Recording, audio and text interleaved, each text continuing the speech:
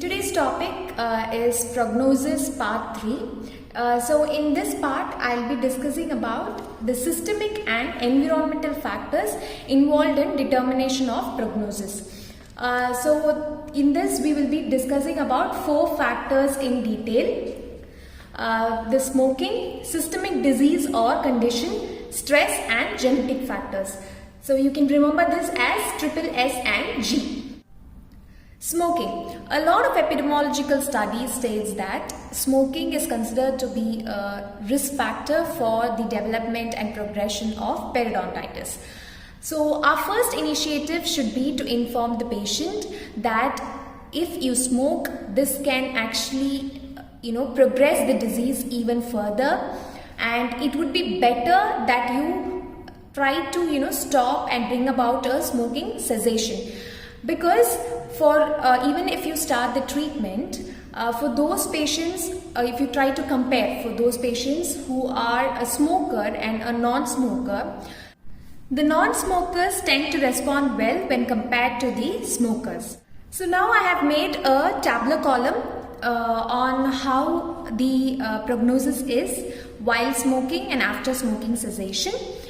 For patients who are having a slight to moderate periodontitis, the prognosis will be somewhere ranging from fair to poor, and those having severe periodontitis, the prognosis would range from poor to hopeless. After smoking cessation, or if they tend to stop it, then the prognosis would get upgraded to good in case of slight to moderate periodontitis and to fair for severe periodontitis patients. The next factor would be systemic disease or condition.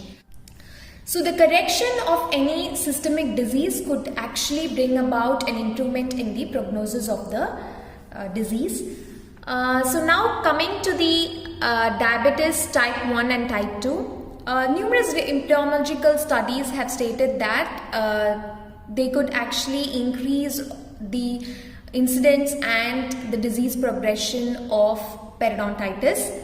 So the patient compliance is very important when it comes to both medical and dental status for arriving at a prognosis.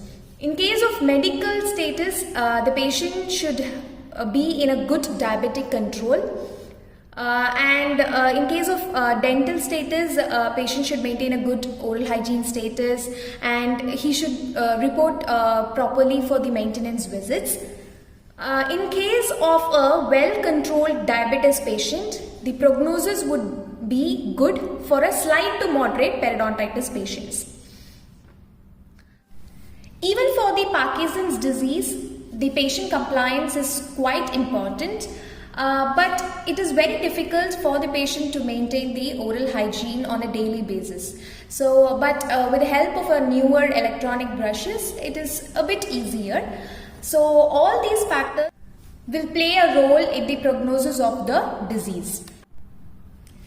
So, periodontal disease represents a complex interaction between the microbes and the way how the host is responding to it. So all this is being influenced by the environmental factors like smoking. But you have certain internal factors also, which is in the host, that is nothing but the genetic factors, which could modify how the host is responding. So it is very important to look into any genetic influence which is there in the patient before you give the prognosis of the disease.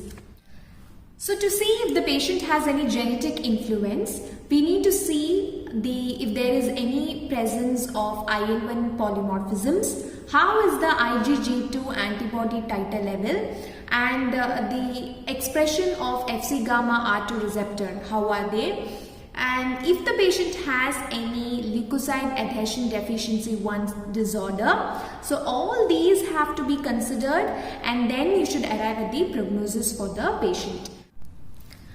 So by analyzing the genetic influence for the patient before the disease has occurred, we can know that this patient is at risk. So we can do an early detection of the disease or start with the preventive treatment measures. And if at all the patient has a genetic influence but the disease has already occurred, we can just modify the treatment plan by starting adjunctive antibiotic therapy or calling the patient for frequent maintenance visits. So all these can be done by analyzing how the genetic profile of the patient is. Next factor, coming to the stress, it is quite important to analyze any physical emotional stress present for the patient, because that also can increase the incidence and disease progression, and also if the patient is under any substance abuse. So all these have to be identified before we give the prognosis to the patient. Thank you.